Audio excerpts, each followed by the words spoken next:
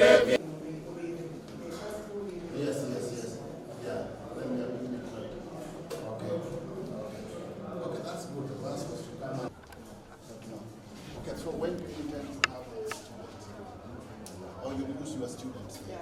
You start by training the one in training. Yes. Okay.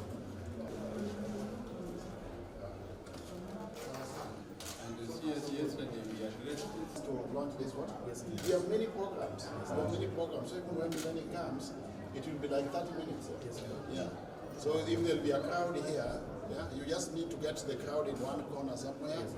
Yeah. And then he'll address the crowd. Yes. Yeah, even on the rooftop. So we shall confine the crowd in the field. Yeah, in the field that side. Yeah. So that we don't allow them here.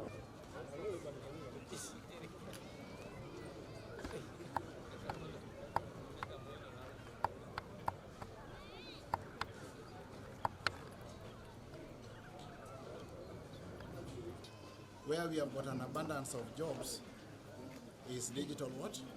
Digital.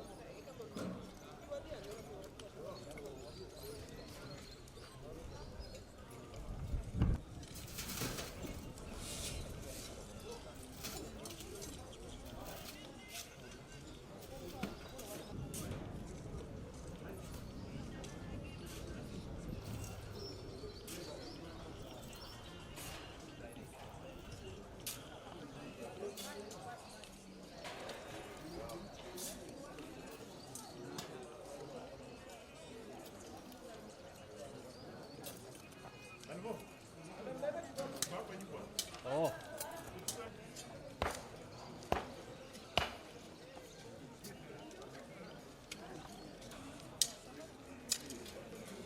Jana function ya urembo imeisha. Naona kazi.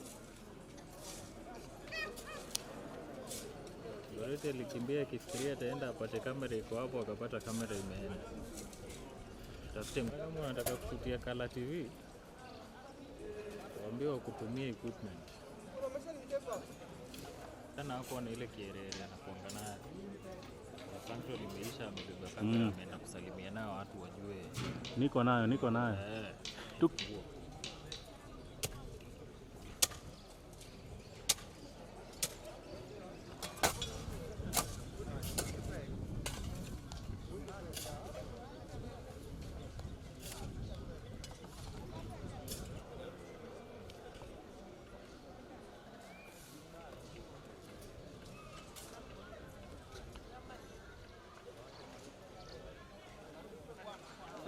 I'm coming back.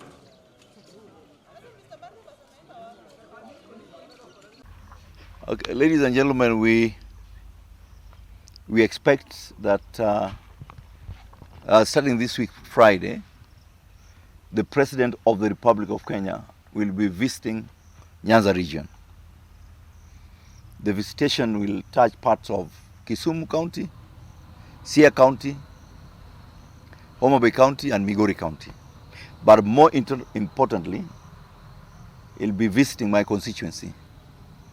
And in that visitation, he is going to launch the ICT hub that has been constructed and that is training our graduates who have been in game idling at home so that they are able to do something with their lives. We have 2 cohorts that will be trained 50-50. And after the training, we'll have a schedule on a shift when which lot works on which day, so that they can earn their livelihood in the village. And I believe this will improve lives, will improve the economy in game. And as you all know, leadership is about providing solution and looking for alternatives if there are no job employment within the constituency. I welcome everybody across here to this occasion, especially for my Thanksgiving, thanking God for the journey that I've traveled in politics. I believe the book of Thessalonians, 1 Thessalonians 5, 16, 17, 18, talks about rejoice, give thanks in whatever circumstance, but more importantly, pray until something happens. As a people, we want to welcome the president to visit. We don't take it for granted that he's chosen to come to game and spend more time here and pray with us together. I believe from what I've gathered, the ground is ecstatic. Kenyans are waiting on a number of things that the president will pronounce himself. He'll pronounce himself on infrastructure projects, not just schools, but also roads. He'll pronounce himself on Gamba TTI. He'll pronounce himself on Data Kang University. This is all for the good of our people. And it's important that we support an initiative that changes lives, that is transformative for the country called Kenya.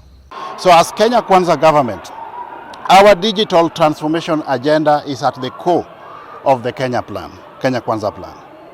And in this vein, one of the fundamental interventions that this government has introduced is this digital laboratories, which has got two primary objectives. One, we want to facilitate digital skilling for the youth so that they acquire basic digital skills.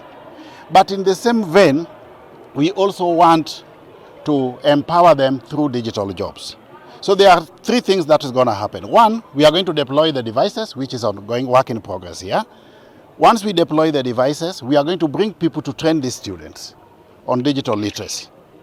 And subsequent to that, or simultaneously, as they learn, we will collect the youth with global technological companies so that they acquire digital jobs. And they'll be paid in dollars. It may sound too good to be true, but when His Excellency the President launched the first Gitume Digital Laboratory at the Kabete National Polytechnic last year, one of the students there told us that he's already earning up to an equivalent of 200,000 shillings per month, 6 months down the line after sitting Form 4 exams.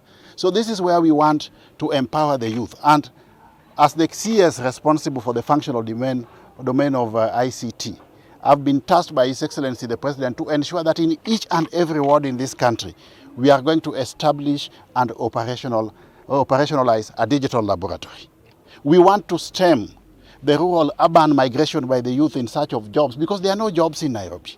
So the youth get there, there are no jobs, they become frustrated, they resort to illicit means of getting livelihood. We want to create the jobs right here in the village. And we have already held consultations with the National Assembly. Each and every member of parliament has agreed that we will work together so that in each and every ward in this country, we are going to establish and operationalize a digital laboratory. Our youth will be learning here in the village. They will be working for global technological companies while they are resident right here in the village. This is at the core of our digital transformation agenda. So that's what we are doing.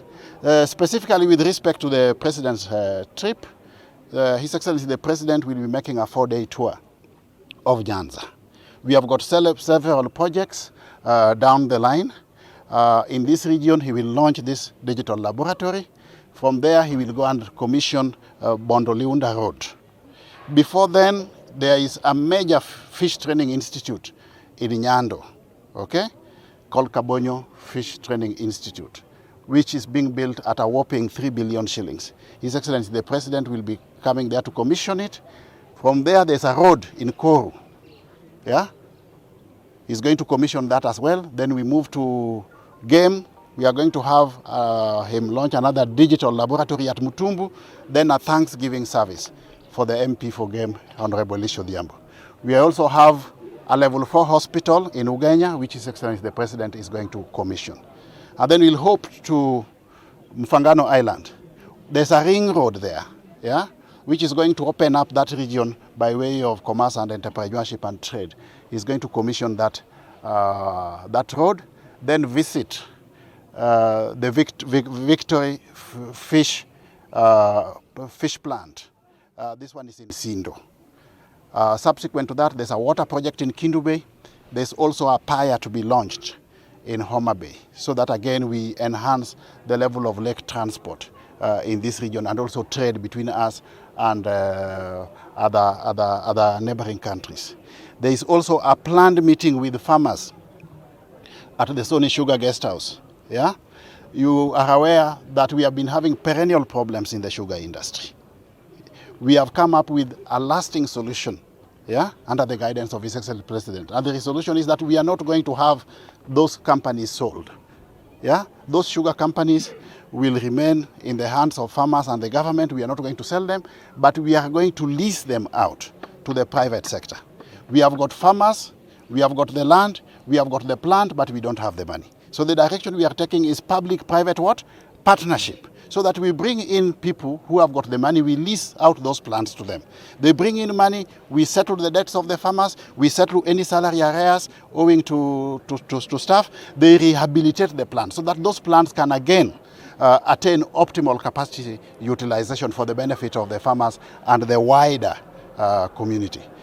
Then we also have an MV ship that will be launched in Kisumu as part and parcel of this tour. Those are just but to mention a few of the projects. But we have got a tangible development agenda for this region. In the area of tourism, we want to tap the potential of the Western tourism circuit. Places like Kitmikai, for example. That's a tourism potential. At Oboch here, the headquarters of Nomia Church, we can do religious tourism because Nomia Church was the first African independent church in Kenya. Yeah, that will be a source of tourism attraction. We want to review the laws pertaining to mining. As we speak, the situation is very pathetic because the only performance indicator that you can get that gold is being mined in Makalda or even down here at Wagosu or even Saradidi down here is a big gaping hole which has been left unattended to.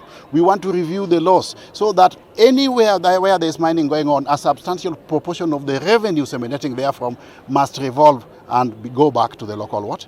To the local community. We have got a tangible program for the roads. We are going to first of all complete all those roads which were stalled. Okay? After that is when we'll embark on what? On new roads. Water. We want to facilitate last mile connectivity so that we have got water in each and every home. Electricity connectivity as well. Those are just but some of the major interventions that we have in store. You see, what happens, elections is behind us. When there is elections or during the period of the elections, we have got different political what? Formations. But once we are done with the elections, we have one national government, we have the 47 county governments.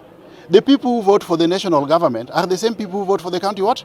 Government. So once you have one national government, which is that headed by His Excellency President William Samoei Ruto today, he's the father of the nation. So we have to serve all regions indiscriminately. And the President has stated unequivocally that no part of the country is going to be left behind by way of what? By way of development. So, as the President visits any region, as is ordinarily the case, all the integral stakeholder segments have to be what? Have to be involved. Everybody is welcome, yeah, to join the President's entourage during this visit because he's a father of the nation. Why are they forgotten? Why are they forgotten? We have got programs planned for those areas, only that you can't roll them out overnight. Okay? There is no part of the country or this Nyanza region which will be left behind by way of development. We don't care which party a leader emanated from. Our concern is the people, not the leaders. We always get it wrong because we think of the leaders as opposed to the what? As opposed to the people. This time we have said unequivocally that there is going to be a paradigm shift. Our focus is on the challenges facing the common mwananchi. That's why we introduced the Hustler Fund to empower our women and youth by way of trade. Those domiciled at the bottom of the economic pyramid. We may have our own political differences as leaders up there, but the people of Kenya we want to see one united country under this government. And we will offer services under the tutelage and guidance of His Excellency the President indiscriminately to all parts of the country, irrespective of the voting patterns that we witnessed during the last elections. Thank you. Good. Thank you. Just a 1 minute version of